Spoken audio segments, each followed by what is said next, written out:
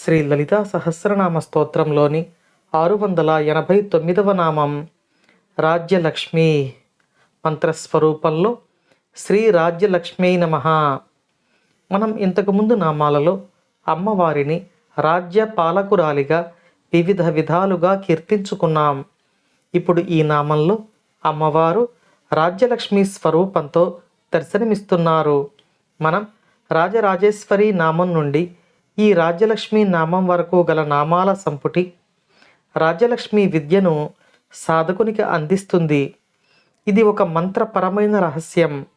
ఇక ఈ నామానికి అర్థం తెలుసుకునే ప్రయత్నం చేద్దాం. మనం ఇంతకుముందు నామాలలో అమ్మవారిని వివిధ అష్టదిక్పాలకులకు రాజ్యములను అనుగ్రహించిన తల్లిగా కీర్తించుకున్నాం. వారి రాజ్యములందే కాక ఈ భువనాలలో కల అన్ని రాజ్యములందును అమ్మవారు లక్ష్మీ స్వరూపంతో వ్యాపించి ఆ రాజ్యముల యొక్క వైభవాన్ని ఈ రాజ్యములలోని అందరూ ప్రజలు సుఖ సంతోషాలతో వెలుగొందేలా అనుగ్రహిస్తున్నారు అని ఈ నామం మనకు తెలియచేస్తుంది. మన ఇంట్లో సుఖ సంతోషాలతో అన్నపానాలకు ఎటువంటి లోటు లేకుండా మనం జీవిస్తూ ఉంటే అంతా గృహలక్ష్మి అనుగ్రహం అని మనం భావిస్తాం.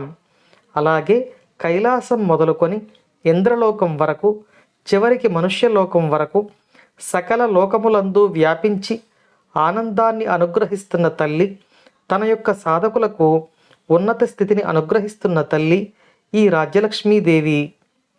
ఈ అమ్మ అనుగ్రహంతో మనం ప్రస్తుతం ఉన్న స్థితి నుండి ఉన్నత స్థితికి చేరాలని అమ్మవారి పాద పద్మములను పట్టి ప్రార్థిస్తూ ఓం శ్రీమాత్రే నమః.